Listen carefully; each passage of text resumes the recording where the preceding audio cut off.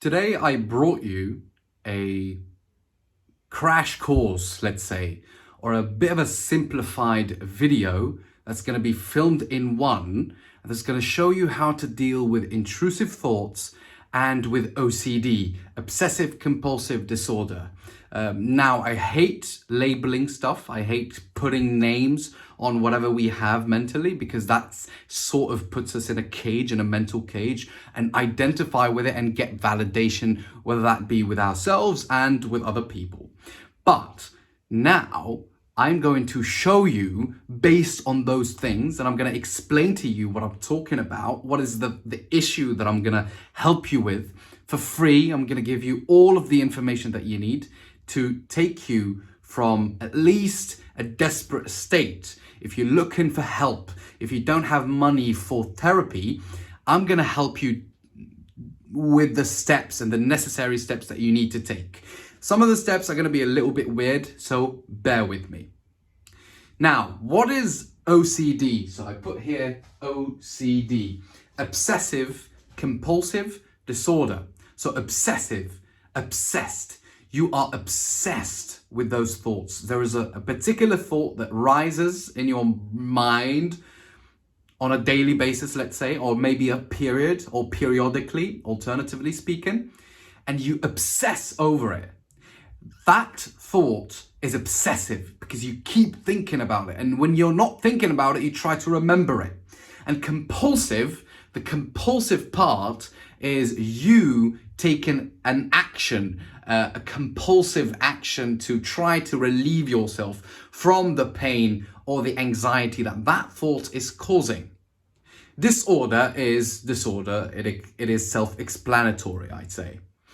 So obsessive compulsive disorder is OCD, or intrusive thoughts, I'd say. We can call them intrusive thoughts or whatever. Now, this is in the medical field. This is what they call it. But let's do ourselves a favor and not call it OCD. Let's just call it negative thoughts that we cannot get rid of, or lingering negative thoughts. Let's make it natural and simple, right? So this is a simple way to explain it. So let's say you are going about your day, one day in your life, you receive a thought from your mind, and that thought stays and it causes strife and trouble. You won't be able, you can't eat, you can't work out, you can't socialize, and you're completely terrified of the thought. Even though at some point after struggling with it, let's say 1 week, 2 weeks, you realize that, hold on a minute, this is just a thought. Why am I reacting this way? Even logically, if you know that it's not a real thought,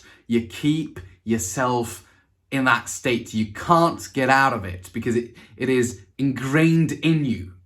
And there is a solution to that, don't worry, because a lot of people think that these intrusive thoughts and everything are their end. Like, no one will help me. This is the end. Because when we are scared, we get into a narrow vision, which is a freeze response or a sympathetic response, meaning fight or flight, because it narrows down our vision. We can't see the bigger picture. We think that we're going to spend most of our life like this, and this is the end of us. When it's not reality, it's not a reality, so to say, right? Now, if I'm going to give you these steps, you need to take notes or rewatch this video again. You can watch this video while walking, while working out, while I suggest you go do a walk. Maybe that's going to help you as you walk and listen, and that's going to help you with a bit of relief. But that's the thing, we're not looking for relief. If you are looking for relief from the particular thought, you are shooting yourself on the foot. Now I'm going to explain it to you. So you receive this thought and it's lingering in your mind and it stays there, and you try to drink, smoke, watch porn, try to chat people, try to ask questions, and ask people about the particular topic, right? So we're going to get into the particular topics that these thoughts can adhere to, but now I'm just going to explain to you a bit what it is, right? And you ask the people to look for relief. You get a relief of 1 hour. You're like, oh my goodness, now this person helped me. Oh my gosh, now I've got the answer. You go at night or you stay alone a little bit, then another thought that's going to try to confirm the first fear in the first place comes out, and you're stuck with it again, and you try to ask for another relief. That's another compulsion. You go on Google, you go on YouTube, and then you keep looking for what you want to hear. You keep looking for what you want people to tell you, right? And that's the compulsion part. And the thing is that you need to avoid the compulsion. We need to start to reverse engineer it, because the problem here with negative thoughts, okay, anxiety is a problem, but that's not the real problem. The real problem, the mistake, is that you are acting upon it. You are trying to relieve yourself. You're looking for relief, right? Reassurance, they call it. Reassurance is your killer. You should not look for reassurance, all right? I struggle with it to this day, but it's diminished drastically. We have to accept that. And the difference between us who linger on thoughts and other normal people is that the normal people, I believe, if I'm not mistaken, about 20,000 thoughts go on in the human mind, 20,000 thoughts a day. And let's say a normal person receives a negative thought. Oh, negative thought, I feel bad. Then they carry on their day and basically they forgot about it, right? Until they remember it again. And it's not really a big issue for them because they just go through it like a normal human being. But people like us, I don't know why, from trauma, from the way we were raised, I believe that happens because we are hypersensitive and we feel stuff more, and we have trauma. We're traumatized. We've got PTSD or something like that. So basically, what happens to us?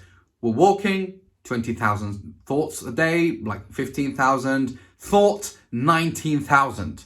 Boom, negative thought. It's stuck. You see those things when you basically the things that catch flies, the sticky film, right? A fly catcher or something. That's how our brain is. It sticks. The thought sticks and it doesn't leave, and it goes down to the neck, to the chest, and then to the belly. And then it gives you anxiety and you can't fucking talk. You can't socialize. You start sweating. You got heat waves invading your body and you're lost and you don't know what to do. And you just become numb. At a certain point, you become numb and you feel nothing because your body's trying to shut down emotions because you kept compulsing, reassuring yourself, and then getting more anxious in the future. Because the more you reassure yourself, you look for reassurance, the higher the anxiety gets. All right. Now, let me tell you a bit about my story with OCD or intrusive thoughts, or thoughts that are negative thoughts that we can't get rid of. Right. When I was 21, I had been in a relationship, right, for about 1 year, let's say, 1 year and a bit and a half, let's say, approximately. And then that girl traveled to Canada. I was living in Algeria, right? And she traveled to Canada because she was Canadian, half Algerian, half Canadian. So she went to Canada, and I was heartbroken, basically. And then we spent about 7 months long distance relationship, right? And that was the death of me. That was so traumatizing because it was my first real relationship where I was deeply, deeply in love and I wanted to be with that person. And then here she is, she left me alone with myself. And all I've ever wanted in my life was a girlfriend, because I had suffered from social anxiety most of my life, and growing up in high school, I did not really, how do we say that? I did not really socialize. I wasn't really loved by women at that point. And then I started doing this healthy lifestyle. I was working out, on a diet, losing weight, etc. Kind of like now, right? But I had one day where I was training, I was working out, and I was listening to music. I was listening to Sahara music, because in Algeria we have the Sahara blues, which is amazing music, by the way. You should listen to it. And it triggered something, and a thought came, and my belly shrunk, and I was feeling heat waves the whole day, and I did not understand what happened to me. It was absolutely mind-boggling. I did not understand what happened to me. I became cold with my girlfriend, and it destroyed me. I was looking for reassurance. I did not know what to do. Not know what to do. It was weird. I'd been in a grease slide of awesomeness at that point of my life. I was making videos. I had energy. I was good. But then that hit me. That hit me, bro. And that's something that shambled me, and I stopped doing my healthy habits, etc. It was a rough road, I'm telling you. And then I ended up breaking up with a girl, then I became a womanizer. But that period when I broke up with her, I started getting another idea, which is the idea of death. I'm gonna die. And then what happened to me, my heart starts pounding because of anxiety, and then my neck starts pounding as well because of anxiety, and that would like sort of like confirm that I was gonna die when it was just anxiety. Because anxiety is associated with everything, with death, with everything, right? And I started having these thoughts. I suffered from that. Then I started socializing to escape it, and I escaped it. Then I got into another relationship about 2 years from then, right? And then I had this negative thought of, oh, imagine I'm in this relationship and then I lose interest in this girl. And then what happened to me? That brought me something into my being. I started feeling it, anxiety. And then with anxiety, you have to know, when your body goes through a huge amount of anxiety, those emotions are so strong that your body shuts down emotions and you start feeling numb. And that numbness is basically to protect you. And then you tried, and then your brain interprets that numbness as you lost interest in life, or you lost interest in your loved one, etc. This is called relationship OCD, right? ROCD. There is DOCD, death OCD. Okay, there is also sickness OCD. There are all types of OCDs, many types that people suffer from, right? Rape OCDs, theft OCD. Like theft OCD is an interesting one. It's like people walk and then they see something and then a thought comes to their mind, steal it. Like a thought, steal it. Imagine what if I steal this? And then they get anxious because they feel like they shouldn't think like that, and then the thought sticks, and then they keep being anxious about it. It's just a weird thing how this works, right? But don't worry, the answer is here. We've got the answer, and you can get rid of it. You have periods where you get rid of it, you forget about it, and then it comes back because it's just, you need to work on yourself. It's a long-term treatment, and you will do it. It's basically doable. A lot of people that have done it, like it's not something that's very difficult to do. You just need to take the right steps, okay? And then that girl, believe it or not, the one that I had relationship OCD with, she died basically on 1st of March.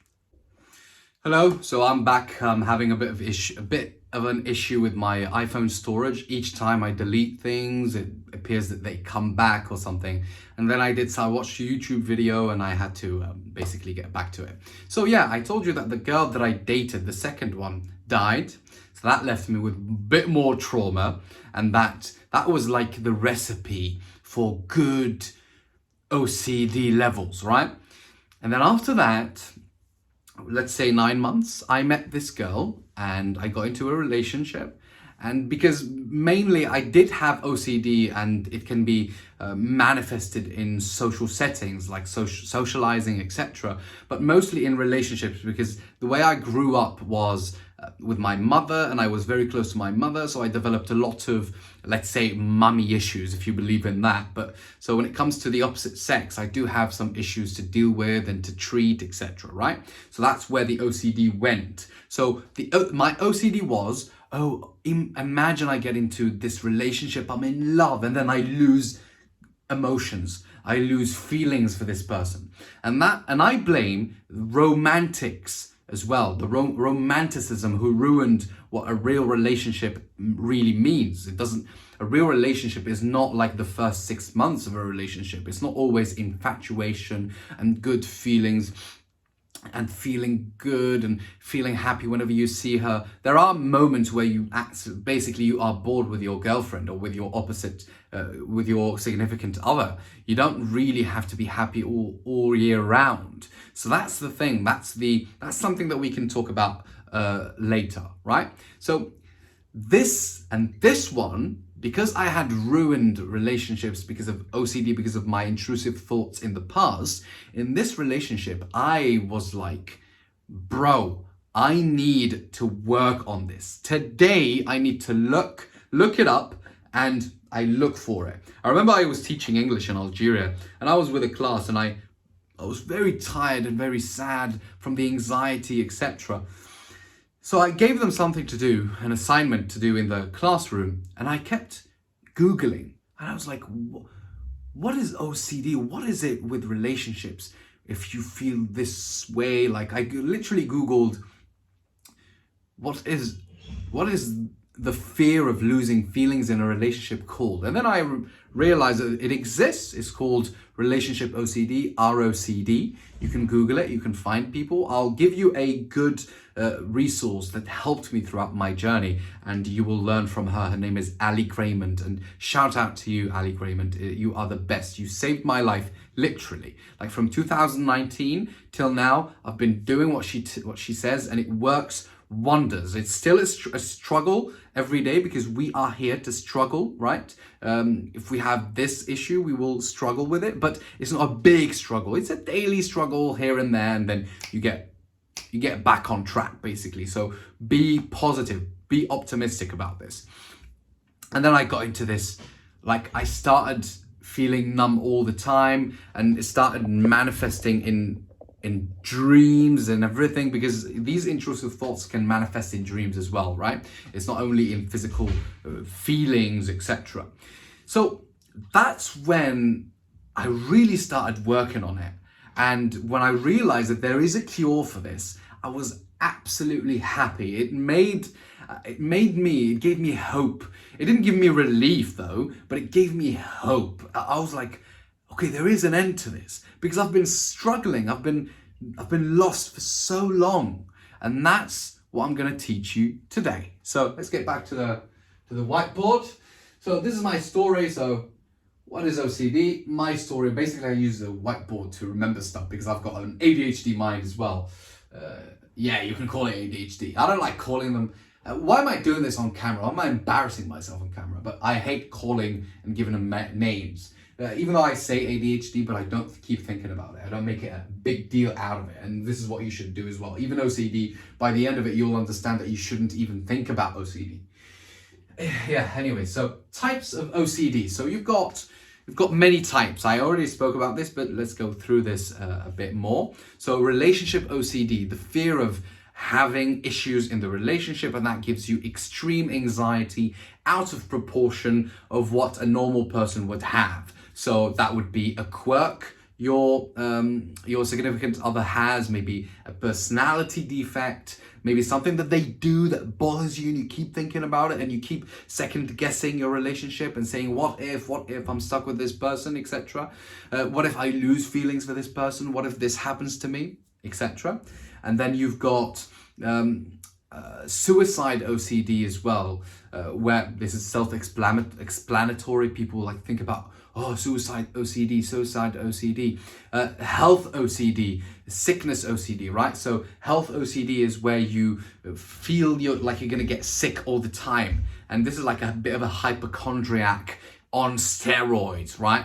People who keep thinking, I don't want to touch this, I don't want to touch that, I don't want to do this, I don't want to go out because I'm going to get sick, right? This is for people with health OCD. You've got rape OCD. What if I raped someone? What if I've done this? Theft OCD. I don't think this actually exists, but people had this, and I had this sometimes, and these are called themes, right? Types of OCDs or themes. People change themes. If you have OCD in one theme, you can change it. You can go from health OCD to rape OCD, etc., right? And then you've got OCD related to basically anger OCD, aggressiveness OCD, all types of OCDs. You can put them, you shouldn't really name them like this, but this is just for purposes, for research purposes. So at least you get the idea that you're not alone, and a lot of people suffer from this and they deal with this as well, right? So that being said, this is I don't think it's important. I just had to go through it, so I give you a good video. Now, what not to do in OCD. We spoke about this, but now let's get deeper into what not to do in OCD. So let's say you've got health OCD. Let's talk about health OCD, for example. You've got health OCD, you get an emotion, you get a thought that comes to the brain, because thoughts, the way they are, this is a bit of a philosophy, a thought is masculine in nature and feelings are feminine in nature. Because when a thought comes, if you see how it comes, we don't know how it comes from, but it comes from an external place. Maybe someone says it, or it's in the air, whatever you believe. It enters the mind, and then it goes down, and then it goes into this part, which is the Indians call it Vishuddha, which is the throat chakra, and then gives you this feeling here, and then it goes into the heart, which is Anahata.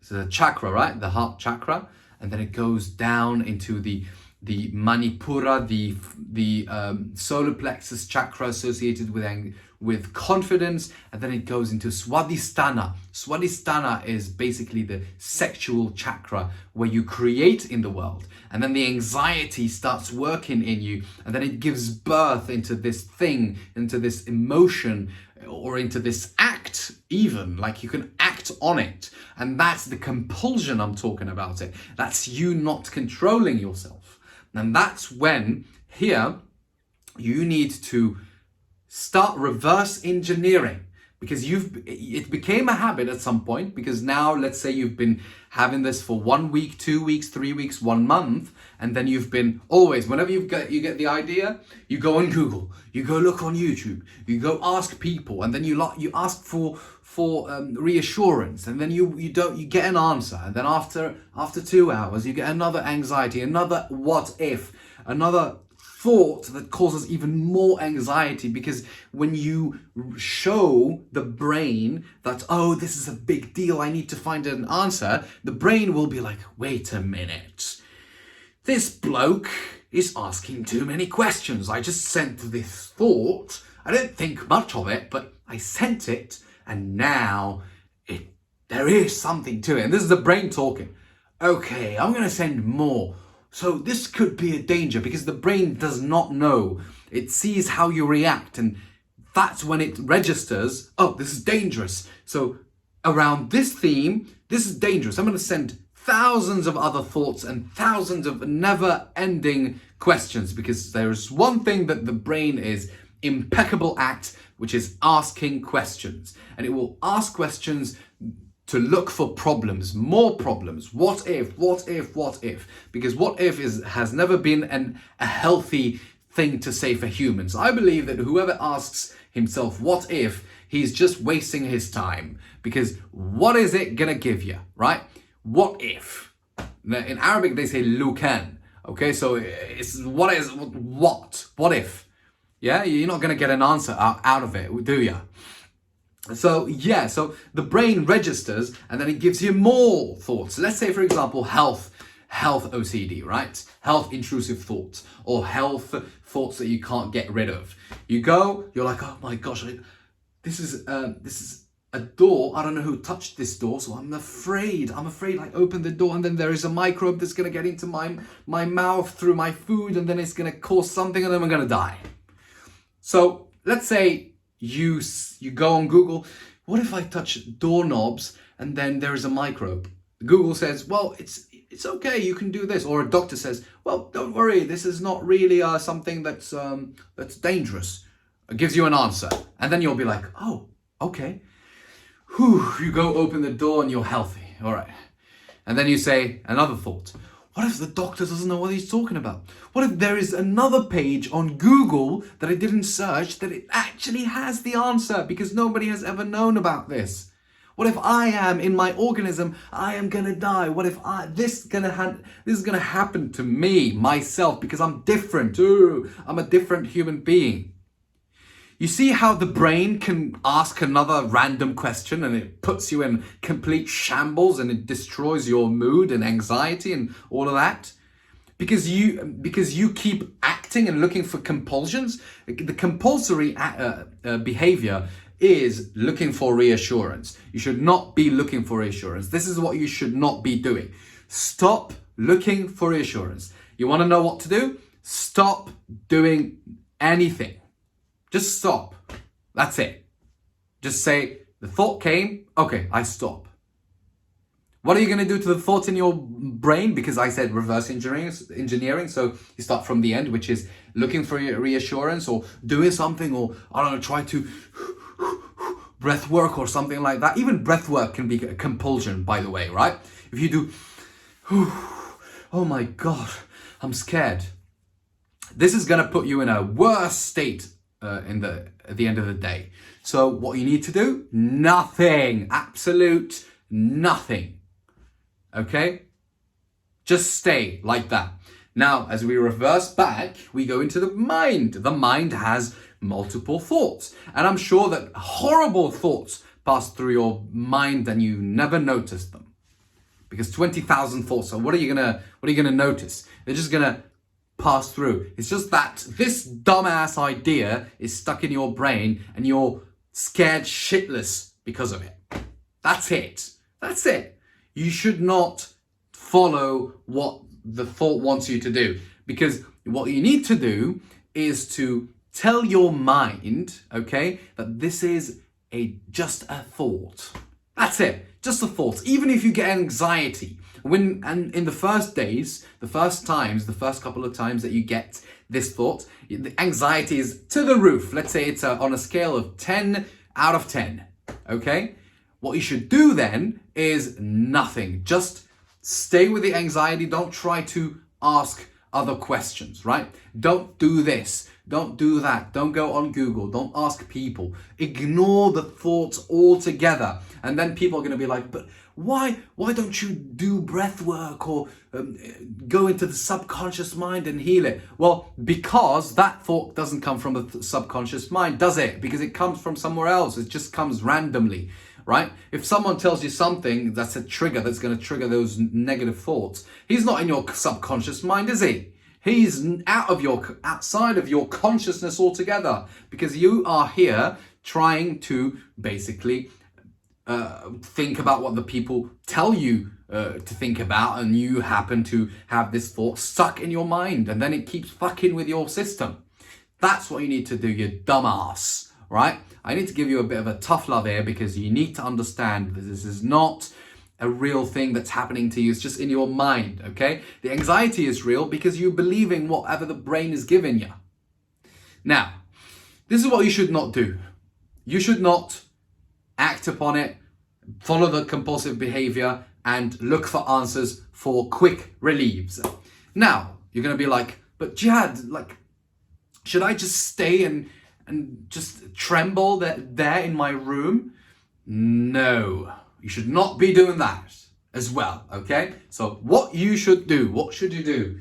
So what to do, we covered what not to do, what to do. You see how simple it is? I want to keep it simple, because if we go deeper into mind masturbation, we won't get there anyways. It's going to become OCD as well, because you're going to be overthinking healing process as well, because that's what you've been doing all your life. That's why you've got this OCD and these intrusive thoughts. Yeah, all right? So what to do here? You need to basically get your ass up and get the fuck out and have a walk. So why? Because a walk, when we walk, Irene Leon, she studied with, what's his name? The guy who wrote Tiger Body or something like that. Peter Levine, yeah? He studied the body and anxiety. It says basically that when you go walking long distances, let's say 10K steps to 15K, 20K steps, it actually calms the body, because it's like you actually moved the body. Because anxiety, believe it or not, is just excessive energy. So anxiety is like you put your foot on the brakes on a car. Let's take the analogy of a car. You put the foot on the brakes and on the accelerator at the same time. So what happens? So the car keeps moving in one place. It doesn't even move. So that's what's happening to you in your body. The sympathetic nervous system, which is responsible for fight and flight, action, movement, etc., activates, and the other parasympathetic nervous system, which can activate the freeze response, activates, and then it happens. You've got this effect of accelerator and the brakes, basically, right? So this is what you need to do. When you move, it helps you. And then the first thing that you need to do in the mind, as you're walking or as you're doing anything normal in your life, because you need to live your life normally. You need to wake up in the morning, even if the anxiety is 20 out of 10, right? If it's 20 out of 10, you wake up in the morning and you say, today I'm going to have a normal day. My friends are going to the beach. I'm going to go to the beach. I'm going to go eat. I'm going to talk to my mum. I'm going to go work, and completely disregard the thought. So the first step is to disregard the thought. Write it down. Disregard. Just disregard. Say, okay, the thought is here. Okay, I disregard. Okay? 50% of the time or 90% of the time, this works, right? Let's say you disregard the thoughts and it keeps coming. You actually you can go a bit of a step ahead and basically say, let's say you open the doorknob, and you say, okay, I'm going to open this doorknob. There is sickness in it. You say, okay, yeah, I'm going to get sick. I'm going to get leukemia if I open this door. I'm going to get sick. All right, yeah, I'm going to get sick. So the key here, when the thought comes, usually it's a scary thought for you. But when you send this thought to the brain, you say, yeah, so, okay, yeah, oh, wow, scary, wow. I am going to get sick. I'm going to die at the end of the day. Ooh, I'm going to steal this. Oh, I'm going to lose emotions for the person. I'm going to be stuck with my partner for the rest of my life, even though they piss me off. Boo hoo hoo. Yeah, I'm going to do that. You are showing the brain that, reinforcing with time. So disregarding and giving a nonchalant reaction to it, or not even like reacting, say, okay, yeah. Okay, I feel anxiety, but I feel something in my body. I feel anxious. Yeah, I feel anxious. Okay, I'm just going to go for a walk and feel anxious. I'm going to spend 1 week anxious because I'm going to get anxious anyways. So let's just get anxious. And then what's going to happen? The first day, nothing happens. You won't notice nothing, basically. The second day, you wake up and you're like, it's 8 out of 10 today. Okay. Still bothers me, but wow, I can function better now. I can enjoy food a bit more. Then, third day, wow, it's 5 out of 10. I can go run. I can go talk to people. Wow, I can kind of joke about it a little bit. 2 out of 10. 2 out of 10. 1 out of 10. Sometimes it goes to 0 and then it plays between 1 and 2. This is how you deal with these intrusive thoughts. You completely disregard. So the thoughts, let me give you a bit of now you need to watch. If you're not watching, if you're walking, pull out the phone from your pocket or just have a look. Okay, so 20,000 thoughts a day. Okay, you're eating, you're washing your clothes, whatever, you're working. Boom, the thought comes. Anxiety. What you need to do? Okay, keep doing, keep running. You're eating, keep eating. And then what's going to happen? The thought is going to be here. You're going to have a bit of resistance for a day, and then it goes, right? And then most of the time the thought goes, But the thing is, the body is tired from the anxiety, or it feels numb. And that numbness is to protect the body. So what you need to do in that sense is you just need to stay with that feeling and keep doing what you're doing. So you're going to feel numb, you're going to feel tired, you're going to feel like you don't want to talk, you're going to feel a bit of a depression, which is called the backdoor of spike of anxiety. It's a backdoor spike. So when anxiety calms down, the body is usually empty, like it's tired, it's exhausted because your heart was pounding. It's like you were running a marathon or something like that. You've been working out for a whole day. So you're going to feel a bit tired, of course, like fried, a bit of a fried nervous system. You need to know and realize that this is basically normal. It's a normal thing to have, because if you say, oh my God, why am I feeling numb now? Why am I feeling, I'm going to feel like this for the rest of my life. That's when the anxiety is going to come again, and it's going to bite you in the ass for the rest of your life if you keep doing that. So you just have to accept it. Today, I have a bit of anxiety. In fact, when I talk to you about these things, sometimes I remind myself and I get anxiety, but I keep filming, I keep talking, because I know that this is what I need to do, right? And this is pretty normal. This is how you deal with it. You have to do this. You have to wake up in the morning and do what you need to do. Because people wake up and they're like, oh, I feel anxiety, I'm going to stay in my bed. No, don't stay in your bed. Just do shit. Okay? And then disregard. So the plan is disregard, nonchalant, disregard, nonchalant, disregard, nonchalant. Say that, okay, this thought is here. If the thought is still here, you're tired, you say, okay, where is it? Where is the thought? Where is the thought in my mind? You kind of visualize it. Visualizing the thoughts is actually helpful, because when you visualize it, you know what you're facing. And then you say, hey, bring it on. Bring it on. Okay, tell me more. Tell me more about how I'm going to get infected while opening a door, or how I'm going to get sad for the rest of my life if I'm stuck with a bad partner. Right? Which doesn't really exist most of the time. It's just in the mind, especially for people like us, right? And this is the key. You keep doing it, keep doing it, keep doing it. And then this is going to take you 4 days. And then here is you can go another step deeper, because in those 4 days, you will kind of forget about it. But there is an element of surprise sometimes, and I'm sure you dealt with it before. Sometimes you're having a good time, enjoying your life, and then the thought comes, and then you get another bout of anxiety. So what you need to do, you need to be active about it. So you need to write it down, write the specific scary thought, and from time to time, you look at it, and you read it, and you say it out loud. When you say it out loud, with a nonchalant, you're not scared, you're like, hey, I'm gonna open this door, and I'm gonna feel infected. I'm going to start this business and I'm going to lose money. I'm going to succeed and people are going to laugh at me. Yeah. So what? Right? So what?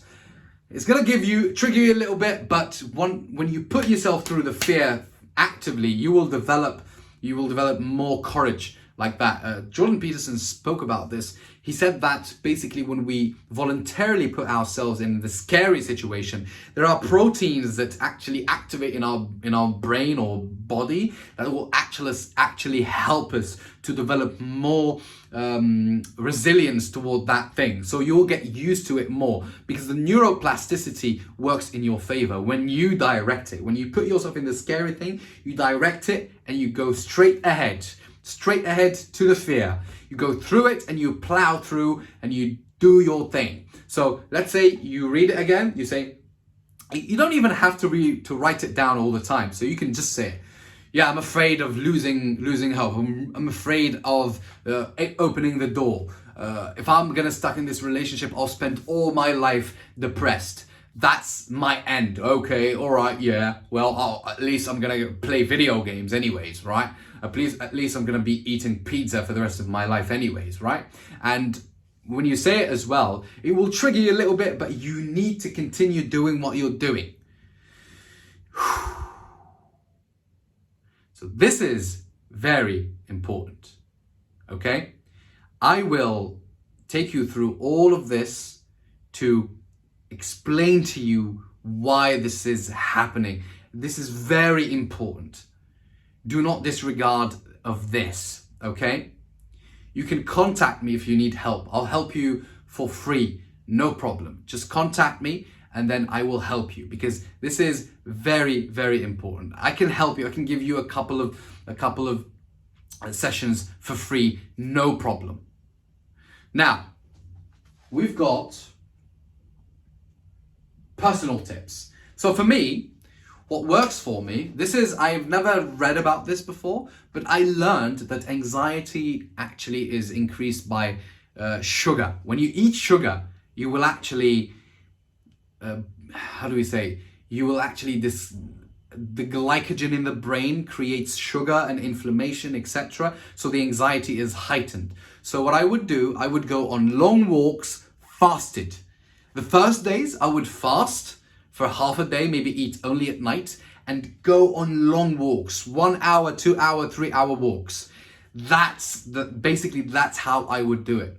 And it calms down the body, because it's like your body is in deep rest and you don't actually have much energy to stress about, because this actually diminishes. And basically those who drink coffee, tea, who drink things that are stimulating, maybe Red Bull or something, will have it worse. If you stop those stimulants, the anxiety will calm down, so you will be able to fight it even better. Well, it's not even fighting. You'll be able to deal with these thoughts even better because you have a clearer mind. You're not overthrown by the anxiety, if you get what I mean.